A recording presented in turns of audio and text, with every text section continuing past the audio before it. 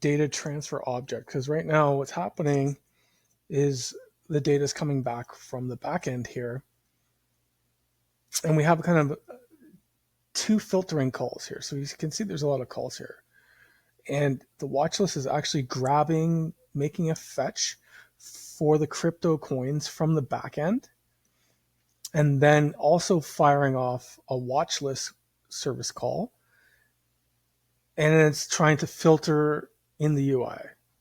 So ideally you can see we're inspecting some of these calls here, and there's actually 4 calls. You can see 2 calls for the watch list, and there's 4 calls for the crypto coins. So, sometimes we can't help this because of the re-rendering of the component, but we can certainly clean this up a little bit here. So we're going back to the crypto dashboard, and we implemented the fetch server side call instead of running this fetch the coin market cap in the UI. So here's our fetch server coin data. We're calling into our backend localhost 3007, and we're inspecting our watch list. So let's take a look at this other call that we're making here from the watch list view. And like I said, ideally it should be 1 call. But anyhow, this is a tool I often use. It's called JSON Formatter. And you can see, you paste our payload in here, and you can actually look at the JSON code in a much better editor form. You can collapse things. And when we actually see what's coming back from our back end now, there's a lot of fields that we're not using. We're not using infinite supply. We're not using tags. We're using a very small amount of data for our screen. So we can clean the payload up a little bit. So we just want to see what kind of pieces of data that we need here. So let's just see here, going back to our crypto card. And you can see here we're actually looking into the quote price, the market cap, the 24-hour volume, the percentage change 24 hours. So, but we're pulling them out of that big JSON object. And we don't need to do that, to be honest. Wouldn't it be nicer if we had a payload from the server that gives us exactly what our view needs? Like a model for a view. In a way, views also have something called a view model, which is just the data that the view needs. Not to be confused with a Mongoose model, but similar. So anyhow, let's just kind of paste this in here just to take a look at what fields we're after. So we need the name, we need the USD price, we need the market cap, and we can just comment this out here just for reference here. And we want to create a new method here in our coin module. So we have all of the crypto coins coming back, and that's our server call. And that's coming through this raw data piece.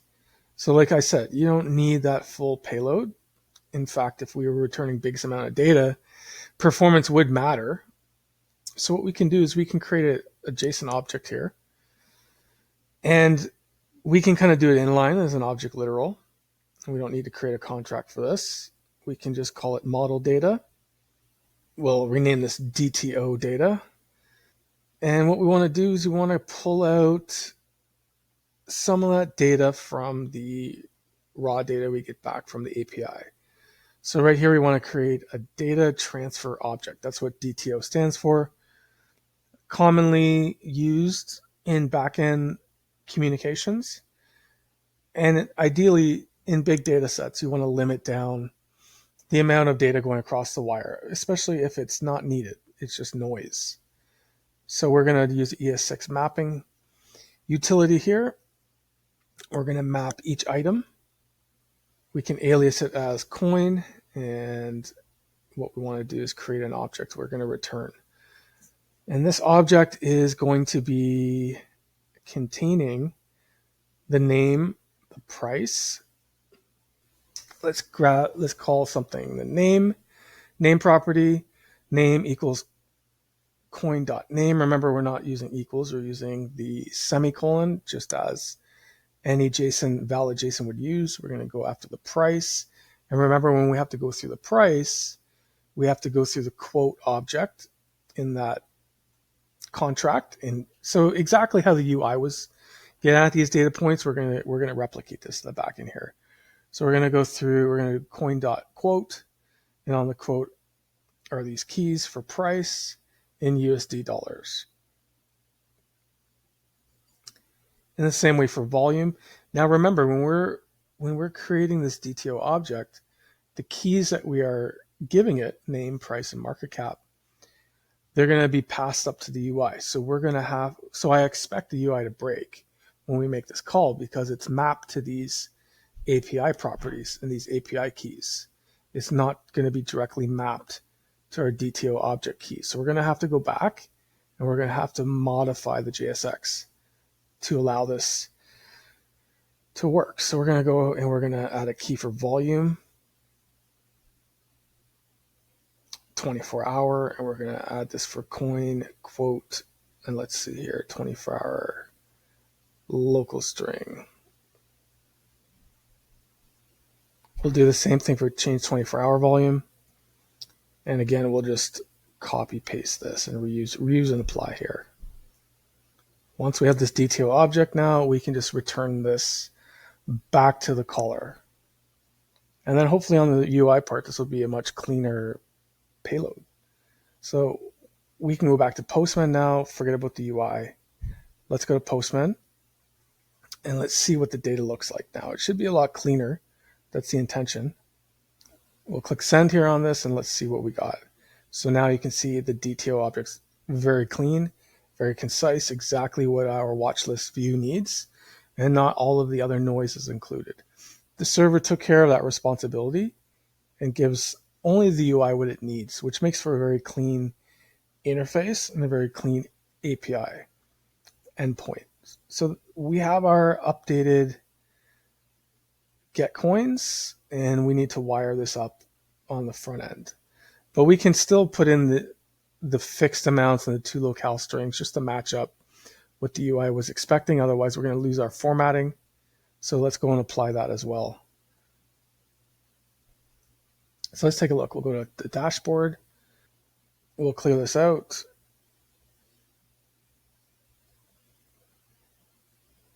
And let's go back to our watch list. So you can see now we're having a problem with the UI. This is expected because the UI was mapped to the keys from the API. So you can see now it's a lot cleaner now, right? We have we have the 5 data points we need. That's all we're displaying. So we just need to go back to the card views and the watch list views and now wire up those different data pieces to match our DTO. So let's do that. We can use our split side view just to double check here, double check what the UI was doing based on what it is expecting here, just to make sure that we have a reference of our DTO. And now we can get rid of all of this other noise here. Props.quote will only be the props price, and we rename market cap instead of snake case, which has the underscore, they call it snake case. We now have Pascal case and camel case. Actually, camel case is the one we're using. Pascal is capital M, market cap, capital, every word is capitalized.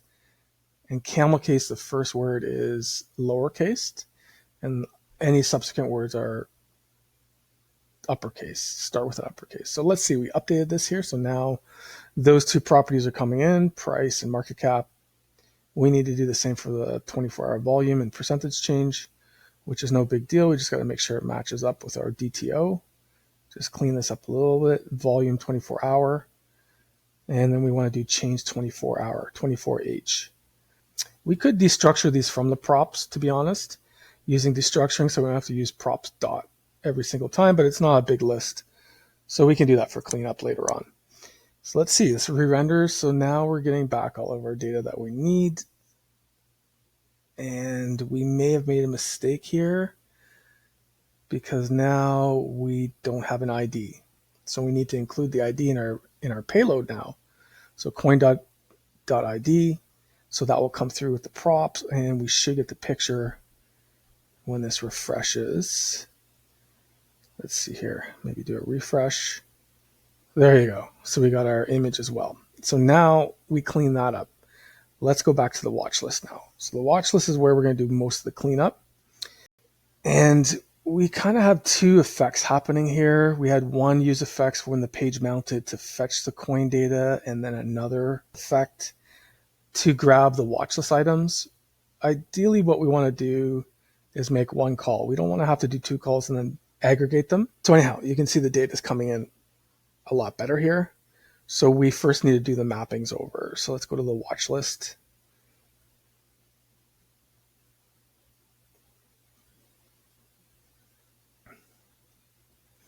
So here we go in our watch list. And we're using the same fetch to fetch the coins from our server call.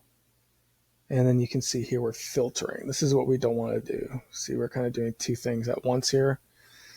Ideally, the filtering should be done on the back end. The UI should just have to get the watch list coins, their favorites. It shouldn't have to do this double lift. So anyhow, we have our data coming back in a good way, and what we'll add here is we'll add the symbol, because in our watch list, if you recall, we're actually saving the symbol. We could have saved the ID. We could have saved the ID instead, but the symbol is fine. So we need to include the symbol because the existing filtering is filtering on the symbol. So let's see here if we refresh here, and we get everything back. Okay, so this is working good. Cards have already been remapped, so the cards are working. The filtering was just based on the symbol key. So we could leave this, to be honest. Like, there's nothing wrong with this performance-wise. I would say the responsibility of the server should do the filtering. You shouldn't have to do the double lift. And we shouldn't have to have two use effects. If we're controlling the data source, we can make sure our API endpoints do this work. Oftentimes, you don't control both endpoints, and sometimes you need to do this. So let's see here. We have one use effects to fetch the watch list, and then one to kind of aggregate it with the coins themselves. One to fetch the watch list symbols, and then one to aggregate it with the actual data that includes the price and the avatar and all that. So what can we do here? I'm thinking we're going to create a new API endpoint just to deal with this. So if we take a look at the watch list, you'll see it just has a symbol. Really, we're just tracking our favorite symbols. Ideally, it should do more than that. Ideally, the watch list should return the entire payload as if it's coming back from the dashboard, but filtered. And then we don't have to, the component just needs to deal with rendering. So that's the improvement we want to make here. So back in our node module, we're going to create a new method in our watchlist module. And this is going to deal with the aggregation because we already have, let's see here, our backend here. This is backend code. So we're going to call this, or actually we're going to pull in the get items from the coin modules, because the important thing about modules is they can be plugged into each other. So we already have this logic already built in the coin module. It calls CoinMarketCap and gets what we need. So we can pull in that method. So now we can inject that method into our watchlist module, and where we need it here, instead of just returning the symbols, we can move the front end logic for filtering and for aggregating here to the server side. So we're going to create a constant for coins, and we're going to call that module the node module that we created that does the fetching from the API. Get crypto coins. We're going to have them all loaded up here. So now we have all the data here. We have the actual watch list symbols that we favorited as well. So we have both of them. And now we can compare with what the UI is doing. So we have to find the filtering logic here somewhere. And we don't have to worry about set state anymore and all this crazy stuff to manage two lists. So let's see here. In our second use effect here, this is where we're doing the filtering. So grab a list of symbols that we need. Grab a list of our symbols that we need to filter. It's kind of confusing now when you look back at this here.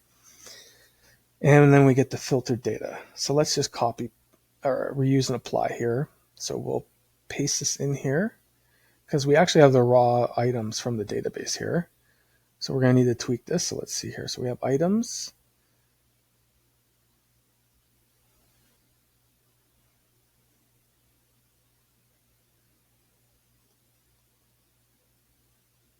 So we're really creating an aggregate list of just symbols. So we're grabbing all the data. We're just creating an array of just symbols that we already have in the database. And then we are going to filter our coins, our coin data, filter them by those symbols that came from the database, our favorites. And then we're going to return back the filtered data because it's already transformed in a DTO. So it should be perfect here. So we have our filtered data, we have our watch list symbols. We'll rename this called filter coin data, and then we'll just return it.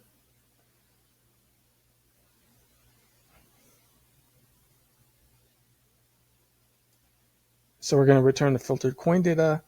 We're going to do an update with our hot reloader, and let's take a look at this postman here.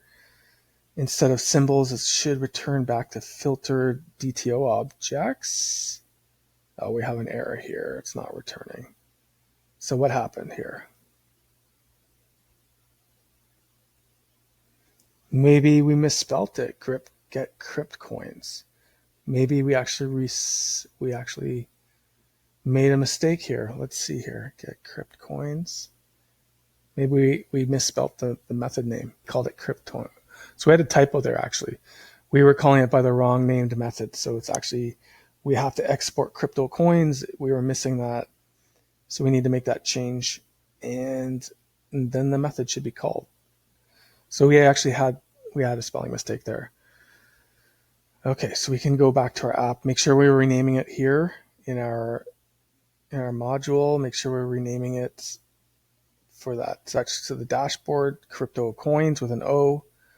See, programming is always so picky in terms of the bugs. So let's see here, we'll click watch list, and there you go. We have a filtered DTO. Everything we need, and the UI can just render it. The UI can be stupid now. It doesn't need to worry about all of this filtering logic, and it doesn't need to worry about fetching external APIs. It can just do what it's supposed to do, which is render data. So let's see here. We can clean this code up here. And to be honest, we can remove a lot of this stuff. We don't really need the second use effect anymore. We can remove this completely. So we're refactoring this and just depend directly on that single service call that's coming from the backend server. So now we should only have one single call, and we can clean up some of all these other hooks that we have. We don't have to track 2 lists anymore, which is great. We just need to track 1 list. So we can remove some of these.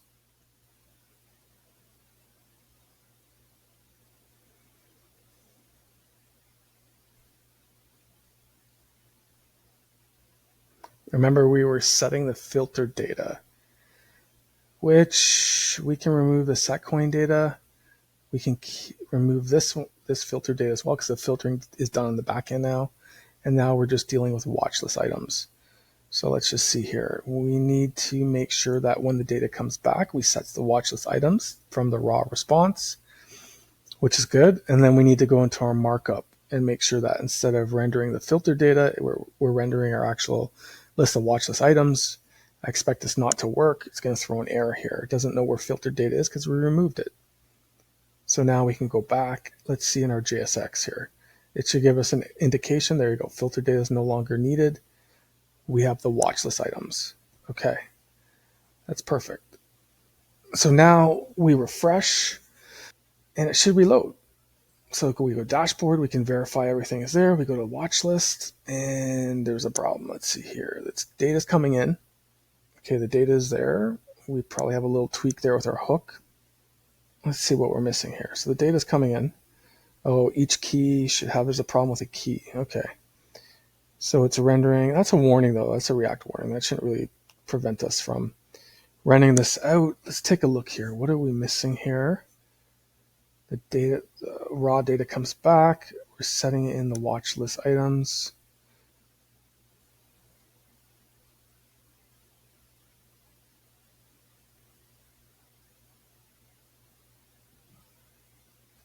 Could this be it? We have to set the is loading to false. Maybe this is it. Maybe if we set the is loading to false, the data comes back. Okay. So we triggered the load. we forgot to turn it off. So now we set that flag. Everything is rendering nicely in the DTO. We go back to the dashboard. We see everything clean. We go back to the watch list. Now the UI is just rendering, and it's rendering exactly what it needs to. And everything that in terms of filtering and heavy lifting is done by the server. So this is a really good spot to be in. We've done a lot of cleanup now. We can clean up these things we don't need. Look at how clean now this watch list component looks. And just to remember, if there's set an error, we can do some error handling in our try catch block. And in general, this is working a lot better now. So the next module, we're going to start to continue cleaning up the back end a little bit more and moving towards a really good integration with the front end UI.